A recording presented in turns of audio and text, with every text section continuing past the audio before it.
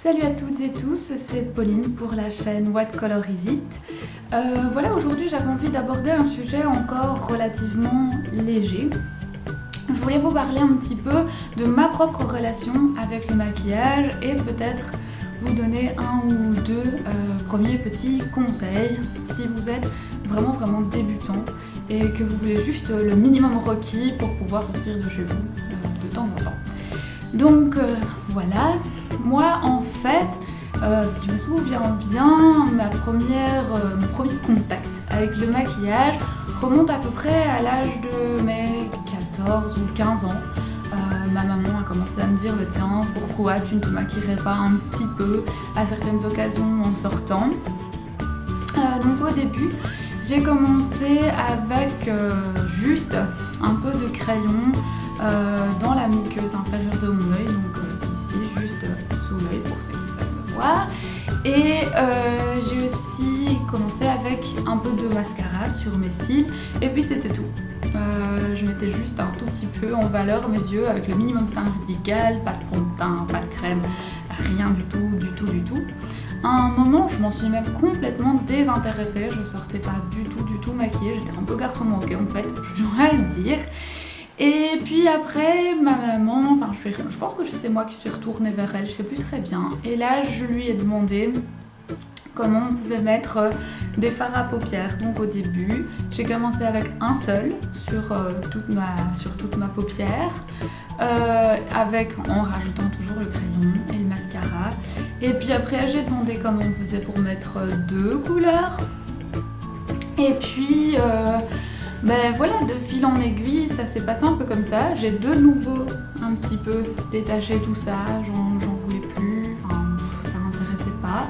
Et puis après, je suis revenue de nouveau au maquillage avec les bases que j'avais déjà apprises. Et puis j'ai rajouté pour faire un petit peu le teint, parce que voilà, je trouvais que ma peau était pas forcément belle. J'ai eu des boutons comme tout le monde, j'ai des points noirs comme tout le monde.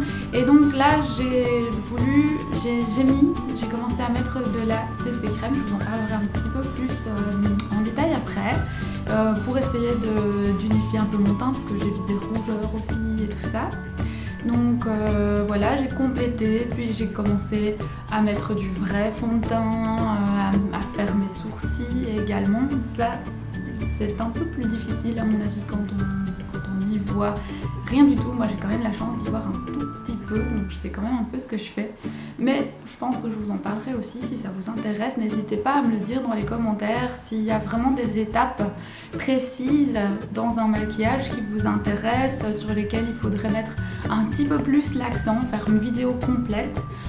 Si vous préféreriez sur le teint, vraiment sur l'application de fard à paupières sur les yeux, ou alors le rouge à lèvres, voilà, je ne sais pas à quoi vous pourriez éventuellement penser, mais n'hésitez pas à me le dire en commentaire, ou bien sur Facebook, sur Twitter, sur le site ou par email, il n'y a vraiment pas de souci. Il y a même Instagram aussi, je vous le mettrai dans la barre d'infos. Donc voilà.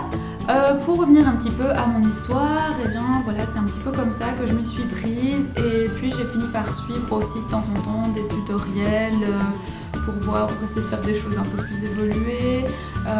J'ai cherché un petit peu comment maquiller des yeux creux, parce que moi je suis quelqu'un avec les yeux creux, et vous comprendrez bien vite qu'en fonction de vos yeux, s'ils sont grands, petits, renfoncés ou plutôt globulés, on utilise des couleurs différentes à des endroits différents pour essayer de les mettre en valeur. Mais ça aussi, si ça vous intéresse, je vous ferai une vidéo un petit peu plus spécifique là-dessus.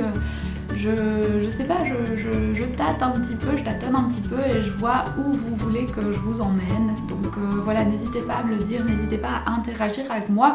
Ce sera plus facile pour moi de bien cibler ce que vous voulez et ce qui vous intéresse. Maintenant, je voudrais comme je le disais au début de la vidéo, je voudrais vous donner des petits conseils pour celles qui ne se sont jamais maquillées de leur vie, ou celles qui sont vraiment ou celles qui sont intéressées par mon minimum syndical pour sortir de chez moi. Les jours où j'ai vraiment pas le temps du tout, où j'ai pas le temps de commencer à mettre des fards à paupières, du bleu, du machin, le minimum syndical pour moi, c'est d'abord de faire mon teint avec un peu de CC crème. Moi j'utilise celle-ci, c'est la Diadermine CC à tolérance, voilà. Par contre, je ne la trouve plus en magasin en ce moment, donc j'ai décidé d'acheter, je ne l'ai pas encore testé, mais j'ai décidé d'acheter la bébé crème light de Garnier. La différence entre une CC crème et une bébé crème, pour aller très vite fait, c'est que normalement une CC crème est un peu moins couvrante, elle est plus là pour corriger les rougeurs, etc. La bébé crème est plus couvrante normalement.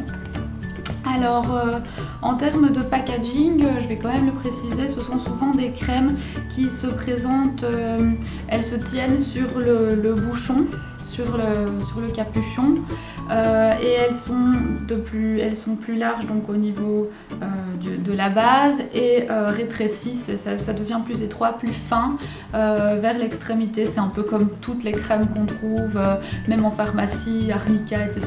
C'est vraiment le packaging standard pour des crèmes. Moi je l'applique à la main.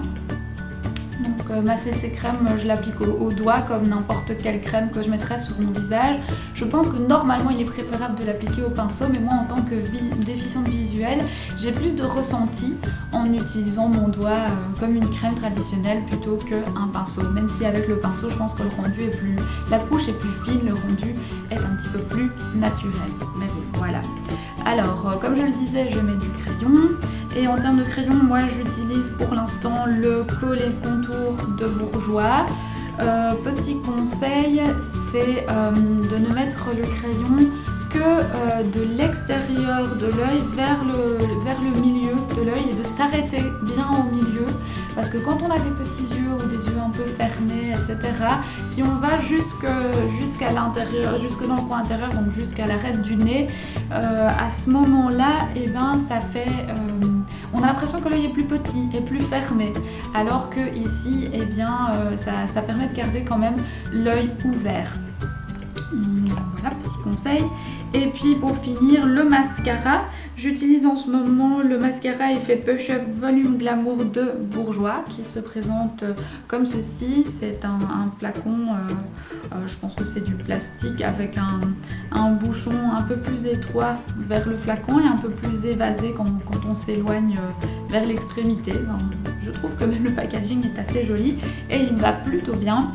Et si je peux vous donner un conseil pour l'application du mascara, si vous êtes vraiment débutante, c'est d'appliquer le mascara avec un petit geste de zigzag sur vos cils, donc pas simplement de partir de votre œil vers l'extrémité de votre cil tout droit, ça risque de faire des paquets. Faites plutôt des zigzags, ça permettra de bien répartir le mascara un petit peu partout sur vos cils. Moi, même en ne me regardant pas dans un miroir, j'y arrive très bien avec ce geste-là. Donc voilà, je vous le conseille. Je pense que c'est terminé pour aujourd'hui. Je vous remercie en tout cas d'avoir regardé cette vidéo, d'avoir aussi regardé la vidéo précédente. N'hésitez pas non plus, comme je le disais déjà tout à l'heure, à laisser des commentaires, à interagir avec moi, à me dire un peu ce que vous voulez, ce que vous aimez, ce que vous n'aimez pas. Et voilà, je pense que j'en ai terminé maintenant. Et je vous dis à bientôt. Bye bye.